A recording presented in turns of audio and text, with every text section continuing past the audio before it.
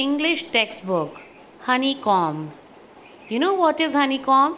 A honeycomb is a structure of holes, that is cells with 6 sides, in which bees keep their eggs, and the substance they produce is honey.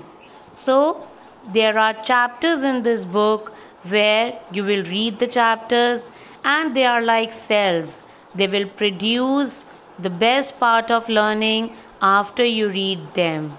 That is why the name of your textbook is Honeycomb. Enjoy reading. Three Questions by Leo Tolstoy. Leo Tolstoy was a Russian writer. He was acclaimed for his novel War and Peace. In this story, he talks about the theme of wisdom, knowledge, awareness, kindness, forgiveness, and acceptance. The story is narrated in third person. What is third person? He. Then the story is narrated in the third person by an anonymous narrator. This story explores the theme of wisdom. So let's read on. The thought came to a certain king that he would never fail if he knew three things. These three things were: what is the right time to begin something, to start something? Which people should he listen to? Means, what is the right people, who are the right people for him, from whom he should seek advice? What is the most important thing for him to do? And what is the most important thing for him to do? As I told you to write paragraph on the questions that make you curious. You wrote about the questions that made you curious. Now, here in this story, similarly, there was a king who had a few questions in his mind, which kept on bothering him. He kept on thinking about all these questions and tried to search for an answer.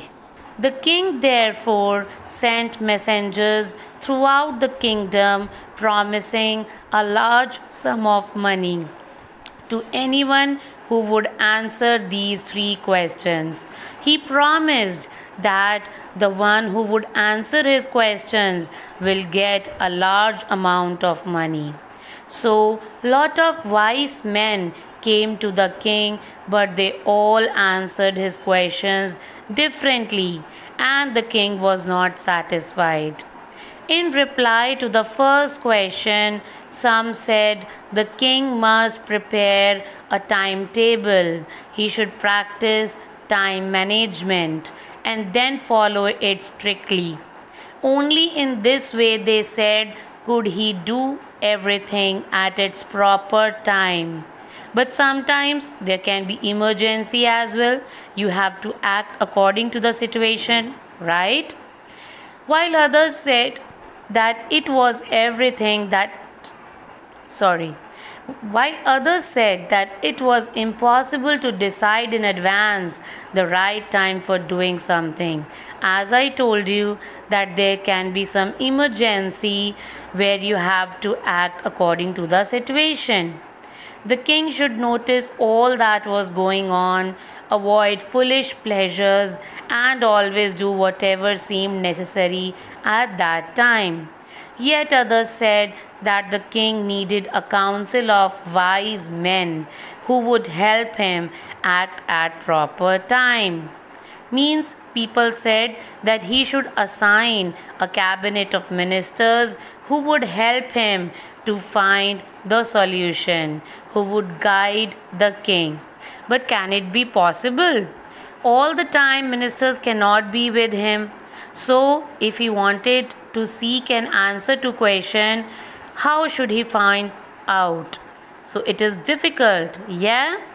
This was because one man would find it impossible to decide correctly, as I told you, without help from others, the right time for every action.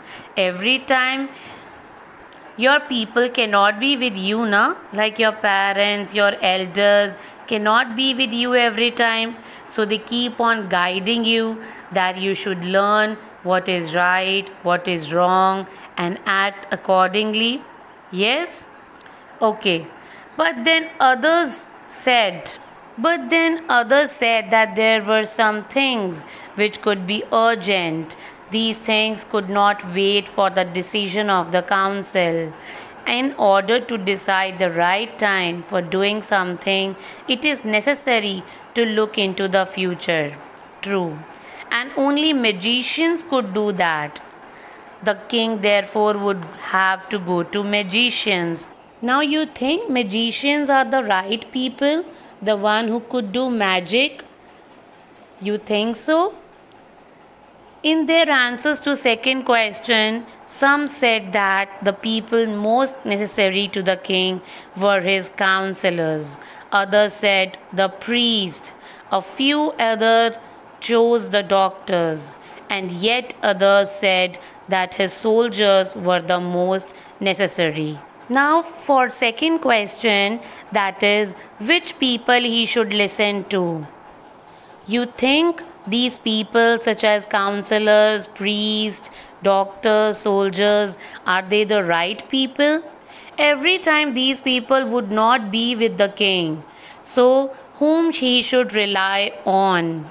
To the third question, some said science, others chose fighting, and yet others religious worship.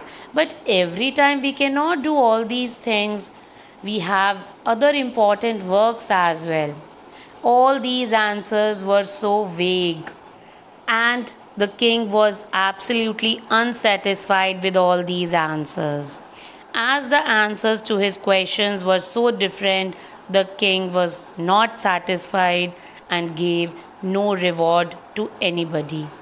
Instead, he decided to seek the advice of a certain hermit who was widely known for his wisdom. He decided to seek the advice of a certain hermit. Hermit means sage, saint, who was widely known for his wisdom, for his intelligence. The hermit lived in a wood which he never left. Wood here means forest. He saw no one but simple people. He did not meet anyone, but he met only simple people. And so the king put on ordinary clothes. Before he reached the hermit's hut, the king left his horse with his bodyguard. Why he left the horse? Because he did not meet royal people, and he went on alone.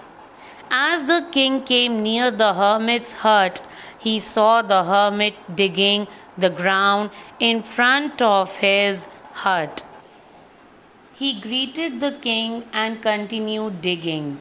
The king was wearing normal clothes, and the saint, he greeted the king, as you can see in the picture, and continued digging. The hermit was old and weak, and as he worked, he breathed heavily. He started panting. He breathed heavily. So the king went up to the hermit and said, I have come to you, wise hermit, to ask you to answer 3 questions. How can I learn to do the right thing at the right time? Who are the people I need the most? And what affairs are the most important? Affairs means the things that matters, the functions.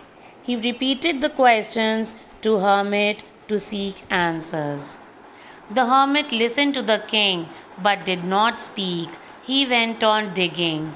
He did not say anything. So the king said, You are tired. Let me take the spade and work in your place. Thanks, said the hermit, giving the king his spade. Then he sat down on the ground, and the king started working. The king started digging the soil. So you see, the hermit was a wise man, and wise men speak less, work more. Their work speaks. Yes? Okay. Moving on to next page. When the king had dug two beds, he stopped and repeated his questions.